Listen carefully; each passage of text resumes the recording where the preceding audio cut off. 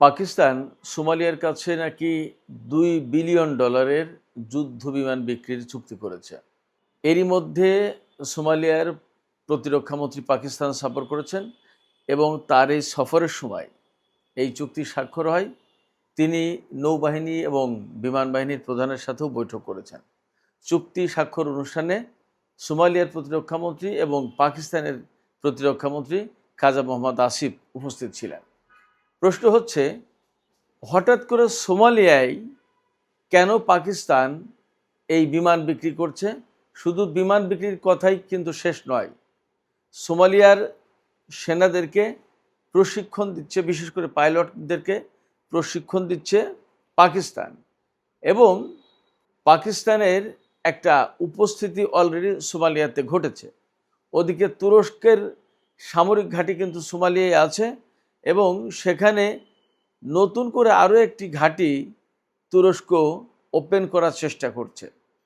প্রশ্ন হচ্ছে, পাকিস্তান কি মুসলিম উম্মাহ, মুসলিম বিশ্বের নিরাপত্তার একটা অভিভাবক হিসেবে দায়িত্ব পালনের চেষ্টা করছে, নাকি এর ভেতরে শুধুই তার ব্যবসা, নাকি সোমালিয়া, বাব আল মানদেব প্রণালী, সোমালিল্যান্ড, ইসরায়েল, সংযুক্ত আরব আমিরাত, ভারত, আমেরিকা, ইয়েমেন, লোহিত সাগর, এডেন উপসাগর এবং ইয়েমেনের সকোত্রা দ্বীপ, এই কেন্দ্রিক যে একটা বিরাট ভূ রাজনীতির হিসাব নিকাশ আছে, সেই হিসাব নিকাশে পাকিস্তান নিজেকে জড়িয়ে ফেলছে।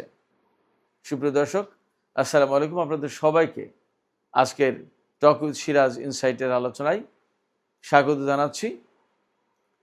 এতক্ষণ যে বিষয়গুলো বললাম, এই বিষয়গুলো নিয়ে আজকের ভিডিওতে বিস্তারিত আলোচনা করার চেষ্টা করব। আশা করি আপনারা শেষ পর্যন্ত সঙ্গে থাকবেন এবং এই ভিডিও থেকে লোহিত সাগর, বাব আল মানদেব প্রণালী, এডেন উপসাগর এবং ভারত মহাসাগরের অংশবিশেষ, এই কেন্দ্রিক যে বিরাট এক রাজনীতির গোপন কৌশল এবং গোপন খেলা শুরু হয়েছে, সেই খেলার আদ্যপান্ত সম্পর্কে আশা করি আপনারা মোটামুটি একটা ধারণা পাবেন। দর্শক, ভিডিও যদি ভালো লাগে তাহলে লাইক, কমেন্ট, শেয়ার করবেন প্লিজ, আর চ্যানেলটি সাবস্ক্রাইব করে সাথেই থাকবেন। চলুন বিস্তারিত আলোচনা যাই। প্রথম এবং প্রধান খবর হচ্ছে, সোমালিয়া পাকিস্তানের সাথে নিরাপত্তা চুক্তিতে গেছে। এই নিরাপত্তা চুক্তির আওতায় প্রাথমিকভাবে বলা হচ্ছে, পাকিস্তান সোমালিয়ার সেনাদেরকে সন্ত্রাস বিরোধী অভিযান, তারপরে বিভিন্ন রকমের প্রশিক্ষণ দেবে, সামরিক প্রশিক্ষণ। কিন্তু এর ভেতরে $200 কোটি অর্থাৎ $2 বিলিয়ন সামরিক চুক্তি হয়েছে পাকিস্তানের সাথে সোমালিয়ার। এই কথাটা সোমালিয়া কিংবা পাকিস্তান কোনো দেশের মেইন স্ট্রিম গণমাধ্যমে কিন্তু বলছে না, তবে ভেতরে ভেতরে খবর বেরিয়েছে, বিশেষ করে সামাজিক মাধ্যমগুলোতে খবর বেরিয়েছে। যেমন স্পুতনিকের এক্স পেজ, যেটা সেখানে পোস্ট আছে যে সোমালিয়ার কাছে পাকিস্তান $200 কোটি বিমান বিক্রি করছে, যুদ্ধ বিমান। আরটিতে আছে, আরও বিভিন্ন জায়গায় বিভিন্ন ব্যক্তি প্রতিষ্ঠান বিভিন্ন জায়গা থেকে এই বিমান বিক্রির কথা বলা হচ্ছে। সোমালিয়ার কাছে পাকিস্তানের সাথে অলরেডি চুক্তি হয়েছে এবং সোমালিয়ার পাইলটরা পাকিস্তানে প্রশিক্ষণ নিচ্ছে। এটা সবচেয়ে বড় প্রমাণ। এটা মানে দুই দেশের মেইন স্ট্রিমের যে মিডিয়া, সেই মিডিয়াতে বলা হচ্ছে যে সোমালিয়ার পাইলটরা পাকিস্তানে প্রশিক্ষণ নিচ্ছে। এখন সোমালিয়ার পাইলটরা পাকিস্তানে প্রশিক্ষণ নিচ্ছে, এটার মানেই হচ্ছে মোটামুটিভাবে এইভাবেই বলা হচ্ছে, ধরে নেওয়া হচ্ছে সোমালিয়ার যে পাইলটরা পাকিস্তানে প্রশিক্ষণ নিচ্ছে তারা পাকিস্তানের JF-17 থান্ডার বিমান চালানোর প্রশিক্ষণ নিচ্ছে। এবং যে খবর বেরিয়েছে যে পাকিস্তান সোমালিয়ার কাছে $200 কোটি বিমান বিক্রি করবে, সেটা কিন্তু পাকিস্তানি মডেল JF-17 থান্ডার। এই বিমানটা 4.7 প্রজন্মের বিমান। চীনের কারিগরি সহায়তায় পাকিস্তানেই এই বিমানটা তৈরি করা হয়, অ্যাসেম্বল করা হয় এবং বলা হচ্ছে যে এই বিমানটা যথেষ্ট কার্যকরী বিমান যুদ্ধক্ষেত্রে। পাকিস্তান বাহিনীতে এই বিমান আরও অনেক আগেই যুক্ত হয়েছে। তো $200 কোটি আওতায় সোমালিয়া পাকিস্তানের কাছ থেকে 24টি JF-17 থান্ডার বিমান কিনবে। এই বিমান কেনার বা এই বিমান সোমালিয়ায় রপ্তানি করার সবচেয়ে বড় গুরুত্বপূর্ণ যে কৌশলগত দিক সেটি হচ্ছে যে এই বিমান, সোমালিয়া হচ্ছে আফ্রিকার হর্ন বলে খ্যাত। এই আফ্রিকার হর্নে যদি এই বিমান চলে যায়, এরপরে আরও বেশ কিছু আফ্রিকান মুসলিম কান্ট্রি যারা পাকিস্তান থেকে এই বিমান কিনতে পারে আগ্রহী হয়ে উঠবে এবং মধ্যপ্রাচ্যের কোনো কোনো দেশ এই বিমান কিনতে পারে। সৌদি আরবের সাথে তো পাকিস্তানের চুক্তি আছেই, সেক্ষেত্রে পাকিস্তানের কাছ থেকে সৌদি আরব হয়তো এই বিমান কিনলেও কিনতে পারে। আরও কোনো কোনো দেশ কিনতে পারে, যেমন কুয়েতের সাথে পাকিস্তানের যে সামরিক চুক্তি আছে সেই সামরিক চুক্তির আওতায় কুয়েত হয়তো পাকিস্তানের কাছ থেকে এই বিমান কিনতে পারে। তো এই যে পাকিস্তানের একটা সামরিক উপস্থিতি সোমালিয়ায় ঘটানো হচ্ছে, এটা যেমন পাকিস্তানের সাথে সামরিক লেনদেন হবে, সোমালিয়ার বিভিন্ন রকমের প্রশিক্ষণ এগুলো দেবে পাকিস্তানের সেনারা, পাকিস্তানের সামরিক বাহিনী সোমালিয়ার সামরিক বাহিনীকে। একই সাথে সেখানে তুরস্কের একটা উপস্থিতি আছে। তুরস্কের কিন্তু আগেই তুর্কসম নামে একটা ঘাঁটি আছে, খুব বড় ঘাঁটি, এবং শুধু ঘাঁটিই নেই তুরস্কের, সেখানে ক্ষেপণাস্ত্র পরীক্ষা কেন্দ্র আছে সোমালিয়াতে। কারণ সোমালিয়া তো একদম ভারত মহাসাগরের কূলে, এডেন উপসাগর এবং ভারত মহাসাগরের কূলে।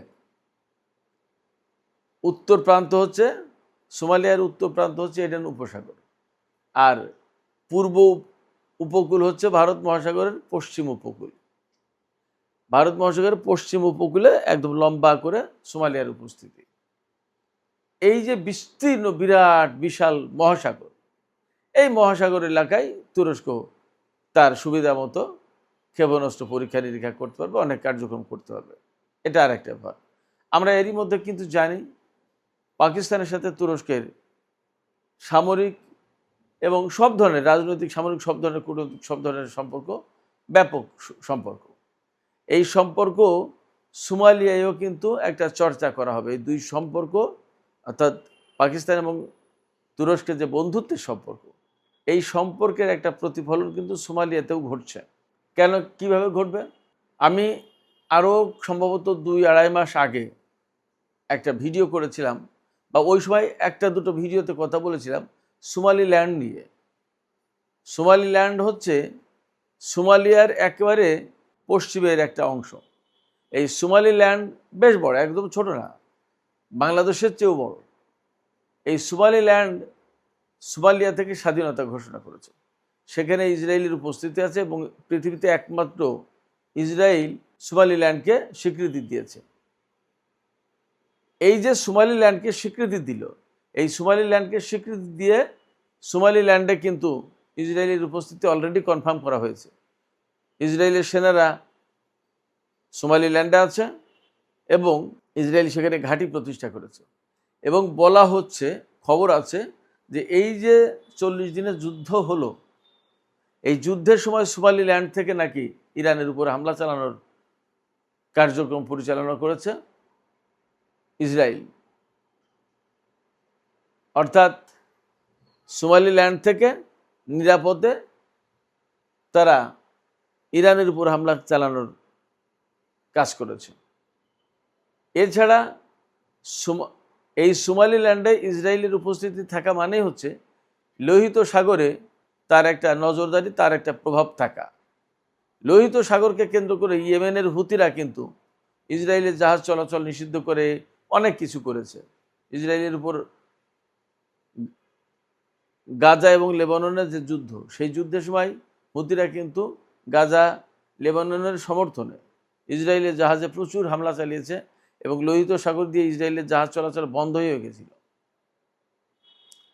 এই জায়গায় এই সমস্ত সংকট মাথায় রেখে ইসরায়েল সোমালিল্যান্ডে যদি তার উপস্থিতি নিশ্চিত করতে পারে, তাহলে লোহিত সাগর অনেকটা তার মতো করে কন্ট্রোল করতে পারবে, হুতিদের বিরুদ্ধে সহজেই যুদ্ধ যা কিছু করার প্রয়োজন করতে পারবে। এটা ইয়েমেনের হুতিদের জন্য যেমন সমস্যা, তেমনি ইরান সমর্থিত এই অঞ্চলের প্রক্সি তাদের জন্য একটা সমস্যা। আবার ভবিষ্যতে এটা সৌদি আরবের জন্য সমস্যা হবে না তারও তো নিশ্চয়তা নেই। এই যে ইসরায়েলের উপস্থিতি কাউন্টার দেওয়ার একটা প্রোগ্রাম থাকতে পারে তুরস্কের হাতে, যার কারণে ইসরায়েলের উপস্থিতি সোমালিল্যান্ডে, তুরস্কের উপস্থিতি সোমালিয়াতে, আর সেখানে উপস্থিত হচ্ছে পাকিস্তান। এই যে সোমালিল্যান্ড, এই সোমালিল্যান্ডে কিন্তু ভারতের সম্পর্ক রয়েছে, যেখানে ইসরায়েলের সম্পর্ক সেখানে ভারতের সম্পর্ক। এবং সংযুক্ত আরব আমিরাতও কিন্তু সোমালিল্যান্ডে তাদের প্রচুর পরিমাণে বিনিয়োগ করেছে এবং সেখানে সামরিক কর্মকাণ্ড এই সমস্ত পরিচালনা করতে চায়। এছাড়া ইয়েমেনের আওতাধীন যে সকোত্রা দ্বীপ, এডেন উপসাগরের ভেতরে, এই এডেন উপসাগরে সংযুক্ত আরব আমিরাতের সেনা মোতায়েন করা আছে। দ্বীপ ইয়েমেনের, অথচ দখল করে রেখেছে সংযুক্ত আরব আমিরাত। তো এই সকোত্রা দ্বীপ হচ্ছে এমন একটা জায়গায় যেখান থেকে এডেন উপসাগর, ভারত মহাসাগর এবং আরেকটু পশ্চিমে গেলে বাব আল মানদেব প্রণালী, লোহিত সাগর। তার মানে অত্যন্ত সেন্টার পয়েন্টে এই সকোত্রা দ্বীপ। এই সকোত্রা দ্বীপে সংযুক্ত আরব আমিরাতের উপস্থিতি থাকা মানেই সেখানে ইসরায়েল এবং ভারতের উপস্থিতি থাকা। তো এই যে গুরুত্বপূর্ণ একটা পয়েন্ট, সোমালিয়া, ইয়েমেন, সৌদি আরব, লোহিত সাগর, বাব আল মানদেব প্রণালী, এডেন উপসাগর, সকোত্রা দ্বীপ, সোমালিল্যান্ড, ইসরায়েল, সংযুক্ত আরব আমিরাত, এরকম বিরাট এক জটিল হিসাব বিকাশ এই অঞ্চলে আছে। এই অঞ্চলে ভারতের উপস্থিতি এবং ইসরায়েলের উপস্থিতি পাকিস্তানের জন্য, সৌদি আরবের জন্য বা এই যে মুসলিম অঞ্চলটা, এই অঞ্চলের জন্য বিরাট একটা ঝুঁকি সৃষ্টি করেছে। এবং আফ্রিকার এই যে ইথিওপিয়া, তারপরে ইরিত্রিয়া, সোমালিয়া, এই সমস্ত অঞ্চল, এই অঞ্চলে কিন্তু বিরাট সংকট তৈরির একটা সম্ভাবনা আছে ভবিষ্যতে। এই সব বিবেচনায় নিয়ে তুরস্ক যেমন ওখানে ঢুকেছে, তেমনি পাকিস্তান সোমালিয়ায় ঢুকেছে। মোটামুটিভাবে ভূ রাজনীতির হিসাব নিকাশটা এইরকম। এর পাশাপাশি পাকিস্তানের বিমান থেকে শুরু করে আরও বিভিন্ন ধরনের সামরিক প্রযুক্তি বিক্রির প্রশ্ন তো থাকলই। সেক্ষেত্রে সোমালিয়াকে কেন্দ্র করে তুরস্ক এবং পাকিস্তানের বিরাট একটা তৎপরতা চলছে। যেমন চলছে সোমালিল্যান্ডকে কেন্দ্র করে ভারত, ইসরায়েল এবং সংযুক্ত আরব আমিরাতের একটা তৎপরতা। আমি আপনাদেরকে আরেকটা কথা বলি, সংযুক্ত আরব আমিরাতের সাথে কিন্তু তুরস্কের সম্পর্ক আগাগোড়ায় খুব একটা ভালো না। বিশেষ করে কাতারকে কেন্দ্র করে সৌদি আরব, সংযুক্ত আরব আমিরাত, বাহরাইন, মিশর যখন কাতারের বিরুদ্ধে অবরোধ আরোপ করলো, তখন কিন্তু তুরস্ক কাতারের পাশে দাঁড়িয়েছে এবং কাতারে তুরস্কের সামরিক ঘাঁটি আছে। এখানে একটা কথা বলে রাখি, সোমালিয়ায় কিন্তু তুরস্কের বহির্বিশ্ব যে ঘাঁটি, সবচেয়ে বড় ঘাঁটি সোমালিয়াতে তুরস্কের।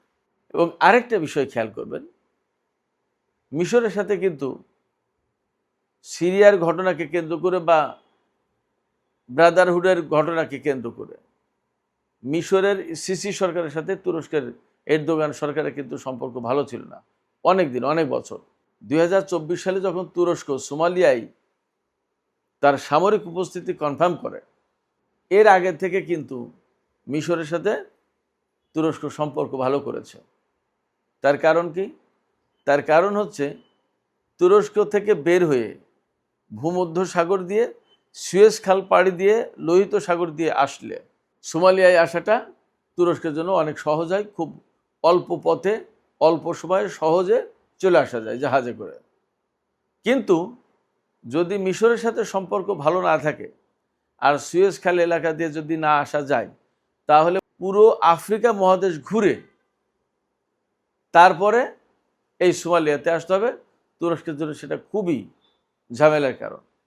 আমি নিজেই অনেক দিন ধরে ভাবতাম যে তুরস্ক কেন মিশরের সাথে হঠাৎ করে সম্পর্ক ভালো করলো, যেখানে ব্রাদারহুড নেতা মোহাম্মদ মুরসিকে ফাঁসি দেয়া বা তার মৃত্যুদণ্ড, তার মৃত্যু, তারপরে মুসলিম ব্রাদারহুডের উপরে যে সমস্ত দমন পীড়ন করেছে সিসি সরকার, অথচ ব্রাদারহুডের পক্ষে এরদোগানের স্ট্রং অবস্থান, এই সমস্ত পরে হঠাৎ করে কেন মিশরের সাথে তুরস্ক সম্পর্ক স্বাভাবিক করলো, ভালো করলো, এবং বৈঠক মিটিং অনেক কিছু হচ্ছে আজকাল, কেন, ব্যাপারটা কি? এগুলো নিয়ে আমি অনেক দিন ধরে চিন্তা করেছি, এবং চিন্তা করতে করতে যেখানে এসে এই চিন্তার পরিসমাপ্তি আপাতত ঘটেছে, সেটি হচ্ছে এই সোমালিয়াকে কেন্দ্র করে তুরস্কের যেহেতু একটা বড় রকমের পরিকল্পনা আছে। উত্তর আফ্রিকায় অর্থাৎ লিবিয়াতে তুরস্কের কিন্তু উপস্থিতি আছে। একইভাবে একেবারে পূর্ব আফ্রিকা, যেটা এই সোমালিয়া কিন্তু পূর্ব আফ্রিকায় পড়ে, একদম ভারত মহাসাগর পার হলে আফ্রিকার যেখান থেকে শুরু প্রথম দেশ হচ্ছে সোমালিয়া। এই একটা অংশে, তার নিচে আরও কিছু দেশ আছে, সেটা তো ভিন্ন কথা। অর্থাৎ ভারত মহাসাগর পার হলে প্রথম দেশ হচ্ছে সোমালিয়া। এই সোমালিয়া অত্যন্ত টেকনিক্যালি গুরুত্বপূর্ণ জায়গা। ভারত মহাসাগরের উপকূলে, এডেন উপসাগরের উপকূলে কাছেই লোহিত সাগর বাব আল মান্দeb প্রণালী। এডেন উপসাগর দিয়ে একটু সামনে গেলেই বাব আল মান্দeb প্রণালী এবং লোহিত সাগর। এই যে খুবই গুরুত্বপূর্ণ একটা টেকনিক্যাল জায়গা, এই টেকনিক্যাল জায়গায় তুরস্কের উপস্থিতিটা খুবই গুরুত্বপূর্ণ। অ্যাট দ্য সেম টাইম যেহেতু ইসরায়েল সোমালিল্যান্ডে নিজের উপস্থিতি কনফার্ম করেছে, হয়তোবা তুরস্কের যদি অ্যাকচুয়ালি ইসরায়েলের বিরুদ্ধে ভবিষ্যতে কোনো পরিকল্পনা থাকে, তাহলে তার একটা কাউন্টার দেওয়ার ব্যবস্থা সোমালিয়ায় উপস্থিতি নিশ্চিত করার মধ্য দিয়ে তুরস্ক এই কাজ করলো, এই ব্যবস্থা করলো। আর সেই জায়গায় পাকিস্তান যাচ্ছে, তার মানে হচ্ছে যে সোমালিয়ায় পাকিস্তান এবং তুরস্কের যৌথ উপস্থিতি থাকবে ধারণা করা হচ্ছে, এবং তারা খুব স্ট্রং পরিকল্পনা নিয়ে এই এলাকাকে কেন্দ্র করে যে ভূ রাজনীতির বহু কিছু ঘটবে বলে ধারণা করা হয়, ভূ রাজনীতির অনেক কিছু কাউন্টার দেওয়ার জন্য এই এলাকাটাকে তারা নিজেদের বলয় হিসেবে গড়ে তুলতে চাইছে। জানি না এই বিষয়টা ইয়েমেনের হুতিরা কিভাবে দেখছে, কিভাবে দেখবে। তবে একটা কথা বলে রাখি, এই যে বাব আল মান্দeb প্রণালী দিয়ে সৌদি আরবে যে সমস্ত জাহাজ চলাচল বন্ধ করেছে, সেই জায়গায় পাকিস্তানের জাহাজ চলাচল কিন্তু হুতিরা বন্ধ করেনি। তার মানে তারা পাকিস্তানের সাথে সুসম্পর্ক রাখতে চাইছে, এবং এটা টেকনিক্যালি খুব গুরুত্বপূর্ণ। হয়তো ইরানের সাথে আলোচনাটা এভাবে হুতিদের হতেও পারে। তো সব কিছু মিলে মধ্যপ্রাচ্যের যে রাজনীতির উত্তাপ, ভূ রাজনীতির কৌশলগত নানান সমীকরণ, অনেক জটিল হিসাব কিতাব, তার একটা বিরাট পার্ট কিন্তু অলরেডি শুরু হয়েছে এই পূর্ব আফ্রিকার উপকূল সোমালিয়া থেকে, এবং সকোত্রা দ্বীপ, এডেন উপসাগর, বাব আল মান্দeb প্রণালী এবং লোহিত সাগরের উপকূলে। জানি না এই খেলার শেষ কোথায় এবং এই খেলা কত দূর গড়াবে আমরা এখনই বলতে পারবো না। তবে কথা অবশ্যই বলা যাচ্ছে, ইসরায়েলের সাথে যেহেতু তুরস্কের এবং পাকিস্তানের দুই দেশেরই সম্পর্ক খারাপ এখন, এবং ভারতের সাথে তুরস্ক পাকিস্তানের দুই দেশেরই সম্পর্ক খারাপ, আবার সংযুক্ত আরব আমিরাতের সাথেও ইসরায়েল আর ভারত কেন্দ্রিক যে রাজনীতি, সেই জায়গায় তুরস্ক এবং পাকিস্তানের সাথে সংযুক্ত আরব আমিরাতের সম্পর্ক খারাপ। অর্থাৎ বলতে চাইছি, সংযুক্ত আরব আমিরাত ভারত এবং ইসরায়েলের সাথে অনেক ঘনিষ্ঠ সম্পর্ক রাখে। এই বিষয়টা পাকিস্তান এবং তুরস্ক দুই দেশের জন্যই খুব সুখকর না। সেই জায়গা থেকে সোমালিয়ায় উপস্থিতি পাকিস্তান এবং তুরস্কের, আর সোমালিল্যান্ডে উপস্থিতি ভারত, ইসরায়েল এবং সংযুক্ত আরব আমিরাতের, এই জায়গা থেকে মোটামুটিভাবে একটা কনক্লুশনে আসা যায় যে এই জায়গায় অবশ্যই এই শক্তিগুলো পরস্পরের বিরুদ্ধে, অর্থাৎ জোটগতভাবে তুরস্ক, Pakistan, Somalia, Somaliland, Bharat, Israel, সংযুক্ত আরব আমিরাত একটা বিরাট প্রতিযোগিতায় লিপ্ত হবে, এবং ডেফিনেটলি এখানে আমেরিকা, ইসরায়েল, ভারত এদের পক্ষেই থাকবে, এটা স্বাভাবিক। সুপ্রিয় দর্শক, আজকের আলোচনা আর খুব লম্বা করব না, এখানেই শেষ করতে চাইছি। আলোচনা শেষের আগে আপনাদেরকে বলি, আপনাদের কাছে মতামত জানতে চাই যে সোমালিয়াকে কেন্দ্র করে তুরস্ক এবং পাকিস্তানের যে তৎপরতা, আর সোমালিল্যান্ডকে কেন্দ্র করে ইসরায়েল, ভারত এবং সংযুক্ত আরব আমিরাতের যে তৎপরতা, এই দুই পক্ষের তৎপরতা কি ভবিষ্যতে বড় কোনো সংঘাতের প্রেক্ষাপট তৈরি করবে বলে আপনাদের কাছে মনে হয়? এবং পাকিস্তান কি আসলে আফ্রিকা মহাদেশে বিশেষ কোনো প্রভাব বিস্তার করতে যাচ্ছে কিনা? কি মনে হয় আপনাদের? আপনাদের মতামত জানিয়ে কমেন্টে লিখতে পারেন। আর ভিডিও ভালো লাগলে আবারও বলি, লাইক, কমেন্ট, শেয়ার করবেন এবং চ্যানেলটি সাবস্ক্রাইব করে সাথেই থাকবেন। দর্শক, আলোচনা এখানেই শেষ করছি। আপনারা সবাই অনেক অনেক ভালো থাকুন। আল্লাহ হাফেজ।